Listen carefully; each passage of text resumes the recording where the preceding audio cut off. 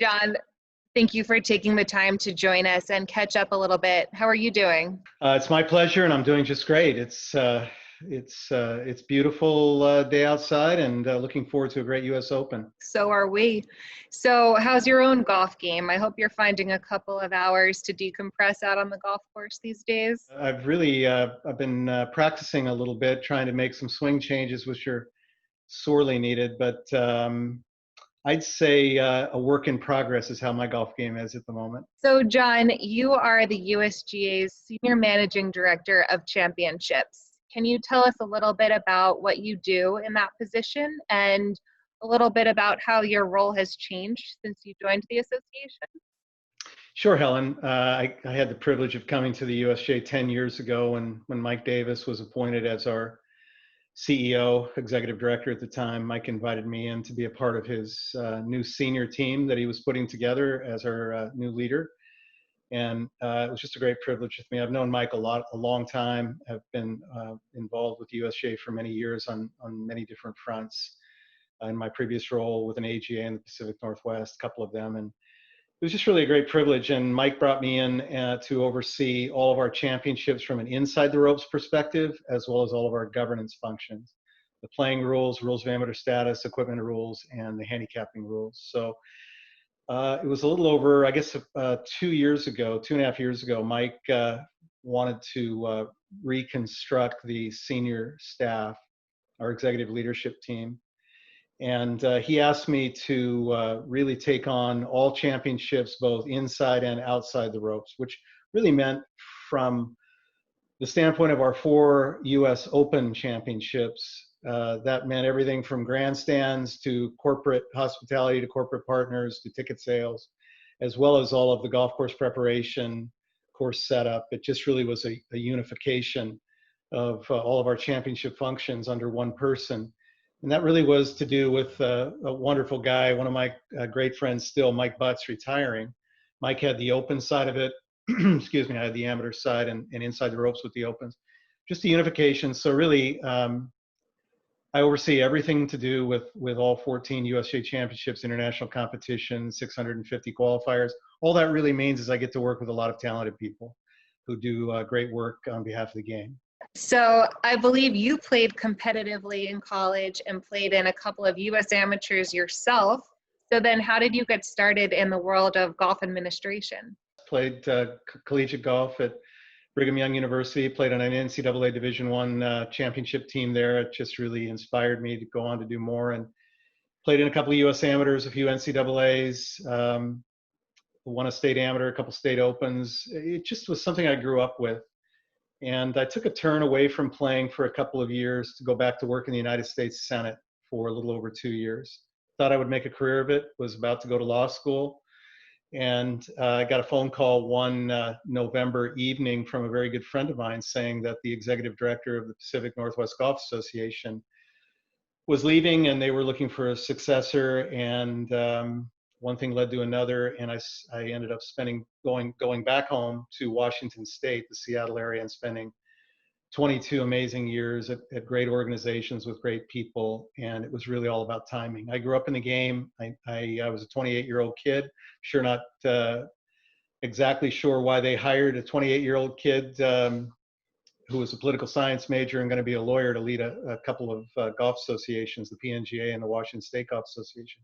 But it was a labor of love for me, and particularly on the championship side. I dug in deeply, and my mission was to really make those championships better and make them the best in the country. And I think we did that. I also think in 2010, when the U.S. Amateur came to Chambers Bay and the golf course that our associations acquired from the Weyerhaeuser Company, the home course, which will host its 3rd USGA championship next year, that was a culmination for me. It really had achieved all my objectives in the 22 years I was there. So when Mike Davis called me in the spring of 2011, it just seemed like the right step for me to move to the USGA. My mother is from Pennsylvania. My folks were married in New Jersey. I knew all about the Jersey Shore, Long Island, Massachusetts. I was born in Boston. And so came from one coast to the other, and really it was about timing. It was about timing when I started out west, and it was about timing when Mike took over, and building on that relationship. Really, now here you are overseeing those national championships that you competed in. That's a pretty cool story. You know, Helen, it's interesting the way you frame that. I was like a lot of little boys and girls growing up. I think, you know, I lived at the golf course all summer long, and I had the good fortune. Our family home was behind the third green of a golf club in Tacoma, Washington, and every night I would play home. The first hole, par five, second hole, par four, and then a really tough dogleg left par four. And I always had a putt on that final green every night as the sun was going down and the shadows were getting longer. And hundreds of times when I had that putt, it was always for the same thing. It was to win the U.S. Open. You know, I've told a lot of people that story about that final putt on those summer evenings, and I've shared that with both men and women who've lived that, have their own stories. And, you know, to be able to come to the USGA and really just be a part of those great championships that inspired me and inspires so many around our country and the world, it's just something that is surreal at times. And I'm just so grateful for it. Yeah, that's definitely really special and a great story. So let's talk a little bit about Winged Foot. The MGA, we are very lucky. We have a long history with Winged Foot, as does the USGA. And Winged Foot is kind of right down the corner from our own headquarters in Westchester. Obviously, it's not too far from Golf House in New Jersey, so it's sort of like it's right in the USGA's backyard too. There's obviously a million different things going on this year and a bunch of changes to the championship, but what's sort of your high-level overview of what the U.S. Open will look like in September? It will be magnificent. And I say that for various reasons. And I think the way that I think about it is we're really grateful to have the opportunity to play. You know, anything can happen between now and then, but we're grateful to have the opportunity to play. There was a time going through the spring where we weren't sure that opportunity was going to be there, and to have it in the middle of September. It's not June, it's not Father's Day, it's not what typically is the case. Mm-hmm. Some of us went through a bit of withdrawal in June a couple of weeks ago when we were going through that week. But the middle of September in the Northeast, and particularly at Winged Foot Golf Club, it's going to be beautiful. And the golf course is in magnificent condition. We've had some of our most iconic U.S. Opens. And let me pat the MGA, the Metropolitan Golf Association, on the back too. When I was in the Pacific Northwest, always regarded the Met as setting the standard. And you know, you've conducted numerous championships at Winged Foot, and they've been a great part of your membership. And I think you know how good it is there. We could, in a week, dial up Winged Foot and play the U.S. Open there. That's how we view it. It's that magnificent. It is truly one of our great U.S. Open tests. We don't have to do much to it. And I think while that's the case, there will be differences. We have less daylight to play, so our field will be smaller. We will have 144 players instead of 156. They'll warm up on early groups under some floodlights because we want to maximize daylight. It will all depend on the weather. We think it'll be a little cooler in the evenings, which we think will contribute to the agronomics positively. And I think, you know, school is in session, and that impacts some of our operations. But I think more than anything, it's going to be a scaled back U.S. Open. Health and safety is primary objective number one. And for all those concerned that are a part of the U.S. Open, and to be able to conduct a safe U.S. Open, it just needs to be scaled back. You won't see the construction on site. It'll just be more of an old-fashioned U.S. Open with less fans and really more of what you see on the golf course than any construction and all of that, which we're excited about. I think the golf course will be the star more than ever before. And I think more than anything, when I say it'll be magnificent, think about crowning a U.S. Open champion in what has been the epicenter of the virus in our country. think about what that'll mean for Westchester County, the state of New York, the game of golf.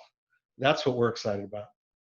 Yeah, absolutely. I think it will be great. And I couldn't agree more. I personally think September in the metropolitan area is the best time for golf. I think it'll be spectacular. And we're definitely looking forward to that in just a couple of months. I can't believe it's right around the corner again. A bit scary too, but we're getting there. Yeah. So speaking of winged foot, for really any golf fan, when you see images of the winged foot clubhouse or you see flyovers of the golf course, you just know it's a special place and oozing with history. Winged foot has a long history with the USGA. I think I got my research correct, but Winged foot has hosted 12 USGA championships, specifically 5 US Opens, all on the West Course, starting in 1929 when Bobby Jones won. So what's your own experience with winged foot, and really what does it mean for the USGA to return to such a special club? Well, you mentioned the clubhouse, and we were at the club last fall with Wingfoot's historian, Neil Reagan, and he talked about how A.W. Tillinghast was a big part of the clubhouse, and that I mean, you come onto the grounds at Wingfoot, and it is striking. That clubhouse is striking. It is iconic in every way, and the way that Tillinghast thought about it is just kind of like the golf course. It came out of the ground. It was just natural. It just is there, and it just kind of comes up out of the ground. But you're right. I've played Wingfoot probably a dozen times, and I think each time I've played it, it's gotten harder. I don't know why. That's more about my game than the club. But I think that Wingfoot is just that. It's unlike really anywhere else for many reasons, but I think mostly so those magnificent Tillinghast putting greens.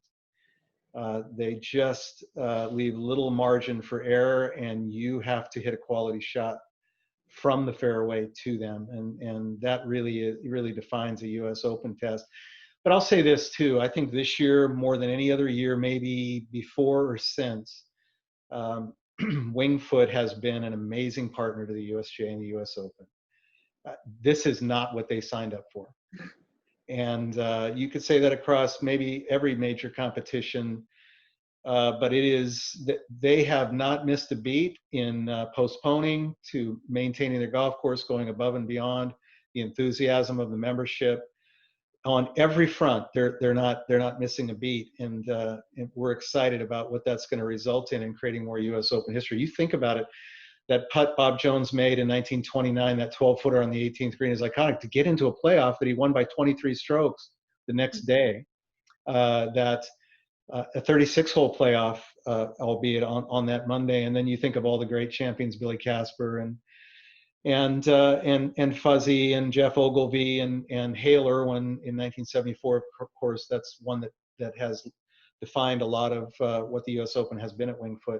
So we know one thing: it will define a great champion, and it will be memorable, and it will put an exclamation point on the year in where it's being conducted, considering what our country's been through. Speaking of winged foot, I was talking with one of your old friends, Gene Westmoreland, the other day, and he reminded me that only one U.S. Open champion at winged foot had an under par score, and that was Fuzzy Zoeller in 1984, who went on to win in that infamous playoff with Greg Norman after they both finished at 4 under. So you have any big scoring predictions for this year?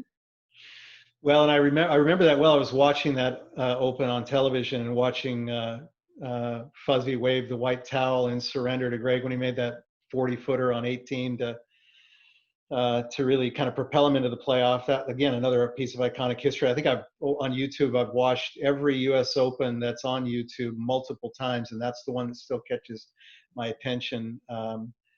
That moment. I think I don't have any scoring predictions, so to speak, specifically, but I will say this, and I think it will all depend, as it always does, on the weather. And I say that sincerely. You look at what happened at Pebble Beach last year, and we didn't get wind, but we developed a plan.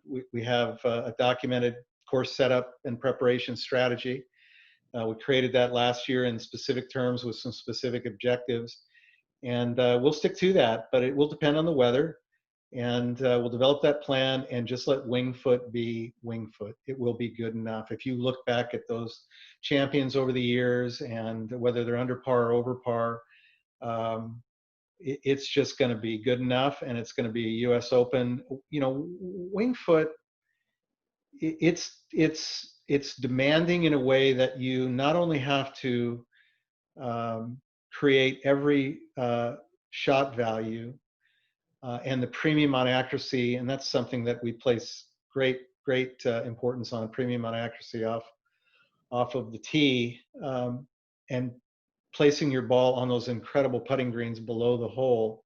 And to be able to do that and control your ball, you have to do that from the fairway.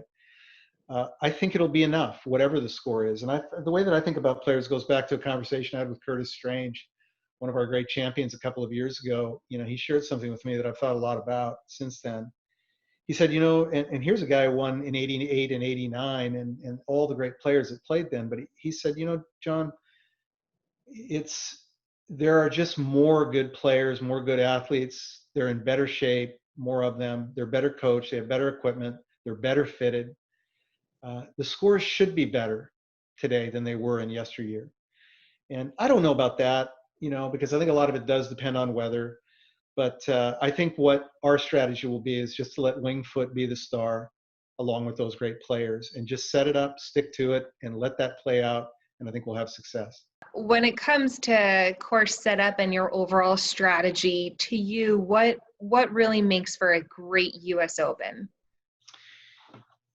It starts with the site. It's got to have the bones. Winged Foot does. There's no doubt about it. No question there. Yeah, I mean, and I think all of our U.S. Open sites do. You look at all of them through the years, but I think Winged Foot, really, maybe going back, it's been a while since we've been there, 2006. And, when we were there in 2006, 5 over par won, and we had firm and fast conditions, and we controlled the weather. We didn't control the weather, but we had the weather to where we could control the golf course. It was within our control to do so. But I think what's different now with the restorations they've come through that Gil and Steve really carried the club through, both on the West and the East. A lot of people, they think of the U.S. Open being on the West, but the East is every bit as magnificent. It is an amazing golf course in and of its own realm. But I think what's different this time is when we were at Winged Foot in 2006, they still had their Tillinghast push-up greens and that clay base below. And you get into the late summer, and I think now being in the fall, it's going to make even more of a difference with the USGA greens that they have now, those subsurfaces with sub-air. And even the drainage that's been placed under the footprint of the golf course, both in the fairways, where they're going to be able to have a little bit better chance, if we do get some wet weather, to create firm and fast conditions a little bit more so than we would have maybe a few years ago. And boy, all the credit to them, because it's not just about the U.S. Open. They've created magnificent playing conditions for their members. And that's where it all starts. But I think for us, it's the ability to use technology to really create a firm and fast sort of playing surface as best we can, even if we do get some weather. And then I think the putting green expansions, the restoration of those magnificent Tillinghast putting greens will give us some hole locations maybe we didn't have in 06. And I think about those things probably the most. And you think about going back to 06, there are a lot of players that are playing today, the big names that haven't experienced Winged Foot. So I think to see what they think of Winged Foot, and we're seeing some that have visited recently and that didn't play in 06 and really quite the rave reviews from what we've heard. And so we're excited to see that reaction and how those great players will play as well. But that's going to be a little bit different too. And I think there's an expectation from what they've heard from other players in the past. But I think it'll be interesting to see what they say about Winged Foot. I think it'll all be good. Looking ahead a little bit, before the U.S. Open, you have the U.S. Women's Amateur coming up in early August, followed by the U.S. Amateur Championship. The Women's Open shifted to December. Can you give us a quick rundown on those three events and the courses they'll be played at? Super excited about each of them. And again, even more so, we're grateful to have the opportunity to play. It hasn't been easy. We've done all the right things to go through and get the proper approvals through each of those state governments. We placed health and safety of all those involved and the communities as our first priority. I mean, in a big way. And I think they'll all be different. I think what's going to be most different for us is certainly you know, there'll be a different feel at each side. I think there'll be a lot of excitement, anticipation because of what's not been played this year. And to play these 4 championships, when you think about them, 3 of them go back to our founding. Mm-hmm. You know, they're 120 years old, the 2 amateurs in the Open, and then the Women's Open in its 75th year. For us to rally around these and conduct these 4 championships when we get to the end of the year in December in Houston, if there's no certainties in today's world, but if we can crown these 4 champions, we will have felt that we will have really accomplished something special. We think this is our best path for success, and I think most of the difference will be in that we haven't had qualifying. Pretty robust discussion this summer about that. And again, we placed health and safety first. I think that's playing out with what you're seeing around the country had we attempted to conduct qualifying. But I also think the attribution and the acceptance of what we've done with fully exempt fields has been really, really good. And we're going to have great fields. And not only will we have a great U.S. Open champion that will feel proud of his or her win, or amateur champions in August, it will be a real exclamation point in not only what they have overcome to win an amateur or an Open, but what they've overcome to be there, to stay safe, to battle all of the things of the challenges that we're experiencing. It won't be just a USGA win, it'll be one for the ages on each of those 4 fronts. And I think the U.S. Women's Amateur, to kick it off, that's pretty special. You think about it, and we've got a great field. And to be able to do that, to start it off, and really in a way to promote the women's game in a unique way will be something special too. The U.S. Women's Open is at Champions Golf Club in Texas, correct? Correct. So Jackie Burke Jr. is the oldest living winner of the Met Open Championship, and that's his club. So that's kind of cool. We like those good Met area connections. I didn't realize that. I knew of his Met area connection. I'll have to. He's a good friend, as is his wife Robin. They've been magnificent too. Think about taking a U.S. when we called them and said we'd like to conduct the U.S. Women's Open in December. I know they both fell out of their chairs when we posed that. But they have been magnificent. As you know, we're using both golf courses, the Cypress Creek course and the Jackrabbit course. They're going through a bunker renovation now to put their best foot forward. And what a way to end the year by crowning that champion in the 75th year. And boy, that I had forgotten about that. That maybe he would be the oldest. I'll have to remind him of that. He will remember. He hasn't missed a beat, and that'll just be a nice tie back into the Met area. Yeah, definitely. Remind him of his good times up here. He's quite a character. We love him. Good. So continuing on looking ahead, in the next few years, there's a number of USGA events that are, again, right here in the Met area. So we'll see if I can keep my years straight. But next year, the U.S. Women's Amateur coming to Westchester Country Club, pretty much right down the street from Winged Foot. The following year, 2022, the U.S. Amateur at Ridgewood in New Jersey. And 2023, the U.S. Mid-Amateur at Sleepy Hollow. And then a few years later, back at Shinnecock already for the U.S. Open in 2026. What are you looking forward to about those events and being able to showcase some more of this area's best golf courses? Well, you think about that lineup that you've just mentioned. I mean, it's pretty good. It's amazing. I mean, and you know, a lot of us that live in this area realize how many great golf courses, venues that we have, and but I think most of the rest of the country and the world don't realize just how many there are. And those 3 that you mentioned are just the tip of the iceberg. But I think, we haven't been to Ridgewood since the 70s when Jerry Pate won. Westchester's iconic in so many ways, and to have the women play there will be that they're going to love it. And then Sleepy Hollow. I mean, you step up on that 16th teeing area and you look at that CB McDonald and just what that looks with the Hudson River in the background. I think thinking about what that's all going to look like in those events that we do broadcast and just showcasing the Met area. And it'll give us an opportunity to talk about the Met area in ways that we'll be talking about those facilities and so much more. It's going to be amazing.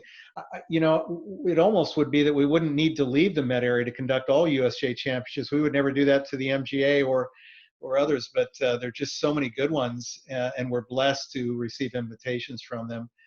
And you think about it, the clubs, as they do the MGA's events, they embrace golf. And I think in this area, there's a special sort of a recipe, a special DNA that people really feel an obligation to support the game.